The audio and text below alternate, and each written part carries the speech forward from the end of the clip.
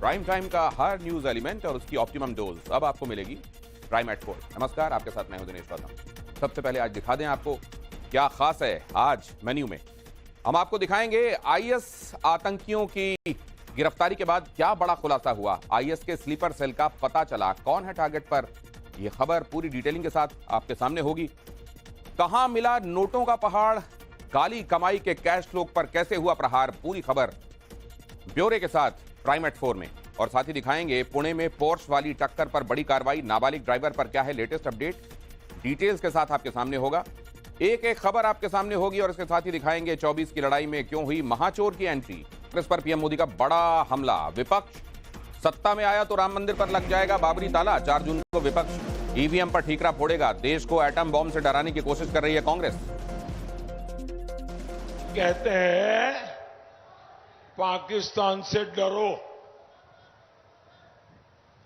और फिर क्या कहते हैं, पाकिस्तान से डरो, उसके पास एटम बम है, एटम बम। मुझे बताइए भाई, भारत को डरना चाहिए क्या? डरना चाहिए क्या? आज भारत में कांग्रेस की कमजोर सरकार नहीं, आज भारत में मोदी की मजबूत सरकार है। ये राम मंदिर पर बाबरी ताला लगाने का सपना देख रहे हैं। ये रामलला को फिर से टेंट में भेजना चाहते हैं। क्या इन लोगों को जवाब मिलना चाहिए कि नहीं मिलना चाहिए? वोट से करारी चोट करनी चाहिए कि नहीं करनी चाहिए? 4 जून को यूपी की जनता इनको नींद से जगाने वाली है, और तब ये ठिकरा ईवीएम पर फोड़ेंगे। भाई और बहनों, इंडी गठबंधन की परिवारवादी पार्टियों ने तुष्टीकरण की सारी हदें पार कर दी है। और बीच पीएम मोदी ने एक बार फिर से राहुल और अखिलेश को आड़े हाथों लिया। समाजवादी पार्टी और कांग्रेस के शहजादे दिन में सपने देख रहे हैं। पीएम मोदी के शहजादे वाले बयान पर अखिलेश का पलटवार, शहजादों की शह से जनता मात देगी, कहा अखिलेश। मैं सपा कांग्रेस के दोनों शहजादों की फ्लॉप फिल्म की बार बार रिलीज से हैरान हूं। ये दोनों शहजादे अब मिलकर अफवाह उड़ा रहे हैं। ये कहते हैं यूपी की 79 सीट जीत जाएंगे। मैं पहले सुना करता था कि लोग दिन में सपने देखते हैं। मुझे अब पता चला दिन में सपना देखने का मतलब क्या होता है। ये लोग जो कहते हैं शहजादे शहजादे, सुन रहे होंगे आप लोग कई बार कांग्रेस पार्टी और हम लोगों को मिलकर के कह रहे हैं शहजादे। इस बार देखना, दोनों मिलकर के जो शहजादे ऐसी शह देंगे और जनता ऐसी मात देगी कि इनका पता नहीं लगेगा। इस बार शहजादे शह देने जा रहे हैं और जनता मात देने जा रही है। आजमगढ़ में अखिलेश की रैली में फिर से भगदड़ मची। कार्यकर्ताओं ने पुलिस पर पत्थरबाजी की, पुलिस ने कार्यकर्ताओं को खदेड़ा। इससे पहले फूलपुर, आजमगढ़ और फिर अब यहां आजमगढ़ की रैली में क्या हुआ वो मैं आपके सामने रख रहा हूं। और इसके बाद जब पुलिस ने बल प्रयोग किया तो पत्थरबाजी की गई और पुलिस ने फिर वहां से इन लोगों को खदेड़ा।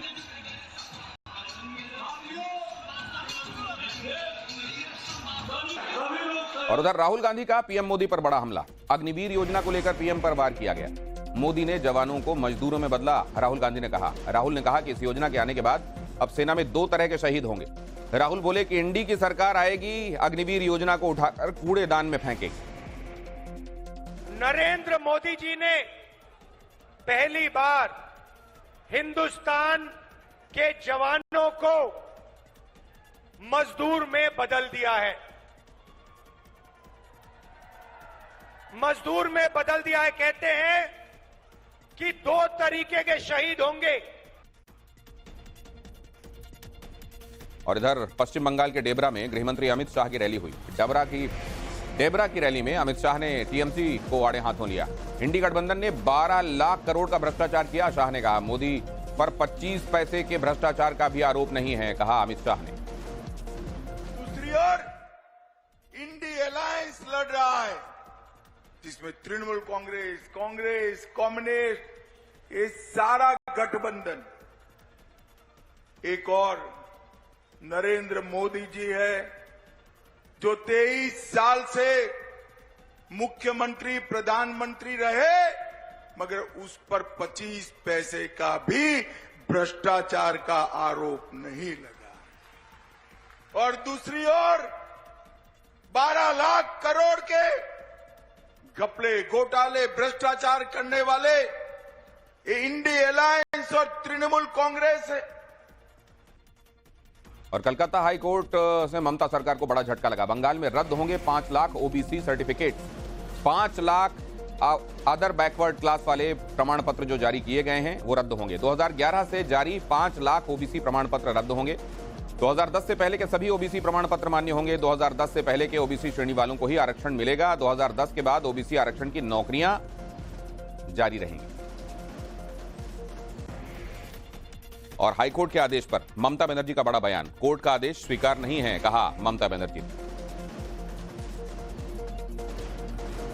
ममता बनर्जी ने कहा है कि कोर्ट का आदेश स्वीकार नहीं है। इसका मतलब क्या इसको लेकर सुप्रीम कोर्ट जाया जाएगा?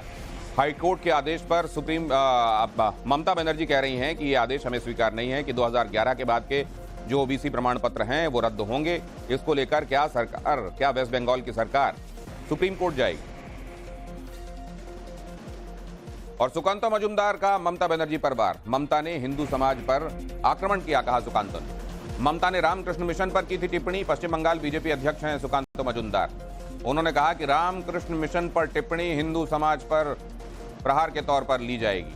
ममता बनर्जी ने अपने बयान में कहा था कि रामकृष्ण मिशन के सदस्यों को निर्देश दिल्ली से मिलते हैं। ममता ने कहा कि रामकृष्ण मिशन और भारत सेवाश्रम संघ के कुछ भिक्षु दिल्ली में बीजेपी नेताओं के इशारे पर काम कर रहे हैं। इधर रामकृष्ण मिशन शाक्त है, मां काली की उपासना करते हैं। दूसरी तरफ भारत सेवाश्रम संघ शैवाइट है, यानी भगवान शिव की, महादेव जी की वो आराधना करते हैं। तो पूरे हिंदू समाज को लपेटे में के लेने के लिए, अपमानित करने के लिए ममता बनर्जी ने डेलिबरेटली आक्रमण किया है इन तीनों संस्थाओं के ऊपर। और स्वाति मालीवाल मारपीट मामले में एक बड़ा अपडेट है। दिल्ली पुलिस ने विभव कुमार को मुंबई के 3 अलग अलग लोकेशंस पर वो ले गए, जहां पर विभव की लोकेशन ट्रैक हुई थी। विभव ने कथित तौर पर अपना फोन मुंबई में ही फॉर्मेट कराया था। इसके साथ ही पुलिस ने कुछ लोगों के स्टेटमेंट भी दर्ज किए हैं। पुलिस की जांच के लिए सबसे अहम ये जानना है कि विभव ने अपने फोन को क्यों फॉर्मेट कराया। फिलहाल पुलिस पूरे मामले की पड़ताल में लगी हुई है। स्वाति मालीवाल मारपीट मामले में ये बड़ा अपडेट है। विभव को अलग अलग लोकेशंस पर लेकर पुलिस गई है। जहां की लोकेशन, जब वो मुंबई में थे वहां की लोकेशन ट्रेस हुई थी। इन्हीं लोकेशंस पर लेकर विभव को मुंबई पुलिस गई। 3 जगहों पर विभव के फोन की लोकेशन ट्रेस हुई थी। आगरा में जूता कारोबारियों पर इनकम टैक्स रेड खत्म हो गई। करीब 80 घंटे तक चली इनकम टैक्स की रेड। इनकम टैक्स विभाग की कार्रवाई में 57 करोड़ कैश बरामद हुआ। हर मिलाप शूज कंपनी के मालिक के घर से 53 करोड़ रुपए मिले। बीके शूज, मंशू फुटवियर के ठिकानों से 4 करोड़ रुपए कैश मिले।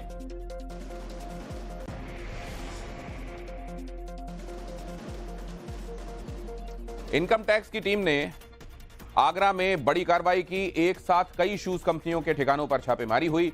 14 ठिकानों पर आईटी ने रेड की। यहां यह कार्रवाई करीब 80 घंटे तक चली और इस कार्रवाई में 57 करोड़ रुपए कैश जब्त किए गए। 30 करोड़ की कच्ची पर्चियां जो होती हैं वो भी मिली। साथ ही छापेमारी के दौरान 1 करोड़ की ज्वेलरी भी बरामद की गई। और अब बात मंडी चुनाव की, जहां कंगना रनौत और विक्रमादित्य सिंह के बीच जुबानी जंग और तेज हो गई। कंगना रनौत का विक्रमादित्य सिंह पर पलटवार। मैंने अपने दम पर पद्मश्री हासिल किया है, मैंने 4 नेशनल अवार्ड भी जीते हैं। विक्रमादित्य महाचोर, जमानत पर बाहर व्यक्ति हैं। कंगना ने कहा अपने नाम पर विक्रमादित्य को 1 वोट नहीं मिलेगा, कहा कंगना ने। हम में संस्कार है, हम कभी गरीब का पैसा नहीं मार सकते। हम चाहे अपना सब कुछ लुटा देंगे समाज सेवा में, मगर जनता का कुछ नहीं खा सकते। ऐसे चोरों की पार्टी है ये। और दूसरी तरफ विक्रमादित्य महाचोर, वो भी जमानत पर बाहर है,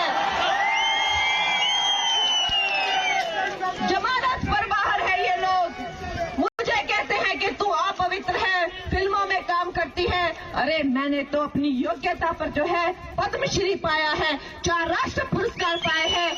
तुम लोग विक्रमादित्य, तुम अपने नाम पर कभी वोट मांगो, अपने माता पिता के नाम पर मत मांगो, तुम्हारी जमानत जब्त हो जाएगी, तुम्हें एक वोट नहीं मिलेगा। हिमाचल में 16 लाख बेटियां हैं जिन्होंने हिमाचल का नाम रोशन किया है। हम सबके ऊपर हमें गौरव है, सबको हम बड़े ऊंचे नजरिए से देखते हैं।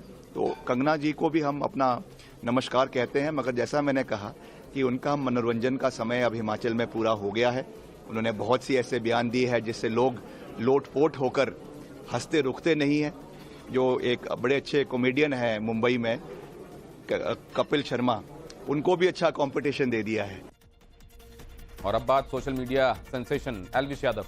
एल्विश यादव पर पुलिस चार्जशीट पे बड़ा खुलासा हुआ। एल्विश ने माना कि पार्टी में सांप का इस्तेमाल हुआ। पूछताछ में एल्विश ने कहा कि छिपकली का भी इस्तेमाल किया गया है। एल्विश यादव ने कहा कि उसे सांपों से डर नहीं लगता। पार्टी में एल्विश के साथ उसके दोस्त भी मौजूद हुआ करते थे। और नोएडा पुलिस ने जो चार्जशीट जारी की है उसके मुताबिक एल्विश समेत 8 आरोपियों के खिलाफ चार्जशीट दाखिल की गई है। यहां चार्जशीट 1200 पेजेस की है। इसमें 24 गवाहों के बयान दर्ज किए गए हैं। सबूत के तौर पर इलेक्ट्रॉनिक एविडेंसेस और एफएसएल रिपोर्ट को भी इसमें शामिल किया गया है। गर्मी का कहर बरपा हो रहा है। दिल्ली समेत 6 राज्यों में हीट वेव का रेड अलर्ट है। पंजाब और हरियाणा में 45 डिग्री के पार पहुंच गया है पारा, और आने वाले दिनों में और ज्यादा बढ़ सकता है। और इस बीच मौसम विभाग क्या कह रहा है? मौसम विभाग की तरफ से एक राहत वाली खबर सामने आ रही है। एमडी के मुताबिक मॉनसून अंडमान निकोबार पहुंच गया है और 31 मई तक इसके केरला पहुंच जाने की संभावना है। घोषित तारीख में 4 दिन कम या ज्यादा होने की गुंजाइश रखी गई है। यानी मॉनसून 28 मई से 3 जून के बीच में कभी भी केरला में दस्तक दे सकता है। और भीषण गर्मी की एक चौंकाने वाली तस्वीर राजस्थान के बीकानेर से आई। यहां पारा 47 डिग्री सेल्सियस के भी पार पहुंच चुका है। बीकानेर में भीषण गर्मी के बीच बीएसएफ के एक जवान ने तपते रेत पर पापड़ सेंका। जवान रेत में पहले पापड़ को ढक देता है और कुछ ही सेकंड्स बाद जैसे ही वो पापड़ को वापस रेत से उठाता है तो पापड़ एकदम ब्रिटल होकर, करारा होकर, सिक कर बाहर निकलता है। ये वीडियो बीकानेर के खाजूवाला से लगते हुए पाक सीमा का बताया जा रहा है। आपको बता दें कि बीएसएफ जवान का वीडियो सोशल मीडिया पर जमकर वायरल है और लोग कह रहे हैं कि सरहद पर गर्मी की कोई हद नहीं और ऐसे में भी जवान अपनी सेवा में मुस्तैद। इन्फोर में यह खबर। गुजरात एटीएस ने कामयाबी हासिल की है। गुजरात एटीएस ने 2 दिन पहले आतंकी संगठन इस्लामिक स्टेट के जिन 4 आतंकियों को गिरफ्तार किया उनसे पूछताछ में कई अहम खुलासे हुए हैं।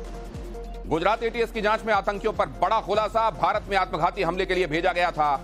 श्रीलंका से भारत आत्मघाती हमले के लिए आए थे। पाकिस्तानी हैंडलर अबू के निर्देश का इंतजार था। हैंडलर अबू बताने वाला था कि हमला कहां किया जाना है। पाकिस्तान में बैठा हुआ हैंडलर जिसका नाम अबू बताया जा रहा है, वो आदेश देने वाला था इन 4 को कि अब उन्हें कहां हमला करना है। जो आरोपियों के पास से हमने 2 फोन रिकवर किए। इन फोन का फोरेंसिक एनालिसिस किया जा रहा है, इसका डेटा एक्सट्रैक्ट किया जा रहा है और उसके आधार पे इन लोगों के आगे के प्लान या कोई डिलीटेड डेटा है उसके बारे में हम इन्वेस्टिगेशन करेंगे। साथ ही साथ तो ये मेल आईडी और एप्लीकेशंस जो थी सिग्नल जिससे कांटेक्ट में थे अपने हैंडलर के, उसको भी रिजोल्व करवाने की कोशिश की जा रही है ताकि हमें उनके हैंडलर का एग्जैक्ट लोकेशन और डिटेल्स पता चल पाए। इसके साथ ही साथ जिस पॉइंट पे ये वेपन की रिकवरी हुई है उस जगह के डंप डेटा का एनालिसिस किया जा रहा है ताकि ये वेपन रखने वाले की मतलब हम उसको चेक कर पाए।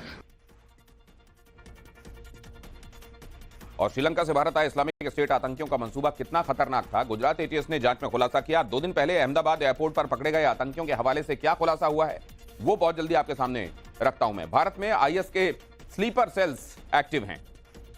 4 में से 2 आतंकी 8 बार भारत आए। श्रीलंका में आतंकी मोहम्मद राशिदीन पर 5 केसेस दर्ज हैं। चारों आतंकियों की फरवरी में सुसाइड बॉम्बर के तौर पर इस्तेमाल किए जाने की ट्रेनिंग चल रही थी। ट्रेनिंग के बाद श्रीलंका से भारत में आत्मघाती हमले के लिए इन्हें भेजा गया। पाकिस्तान में बैठा हैंडलर अबू वो इन्हें इंस्ट्रक्ट करने वाला था, निर्देश देने वाला था। हैंडलर अबू बताता कहां करना था आत्मघाती अटैक और प्रोटॉन मेल और सिग्नल ऐप से आतंकी करते थे कम्युनिकेशन। एटीएस को कुछ टारगेट्स की तस्वीरें भी मिली हैं आतंकियों के फोन से। एटीएस ने फोन की हिस्ट्री रिकवर करने के लिए एफएसएल से मदद भी मांगी है। और गुजरात एटीएस ने इस्लामिक स्टेट के श्रीलंकाई आतंकियों की निशानदेही पर हथियार और इस्लामिक स्टेट का झंडा भी बरामद किया है, जिसे लेकर बड़ा खुलासा हुआ है। आतंकियों से मिले आईएस झंडे पर बहुत बड़ा खुलासा। आतंकियों को पाकिस्तानी हैंडलर अबू का था निर्देश। हमले के बाद आईएस का झंडा लगाने का निर्देश था। आईएस आतंकियों की निशानदेही पर हथियार बरामद किए गए। 3 लोडेड पिस्टल और 20 पाकिस्तानी कारतूस सीज किए गए।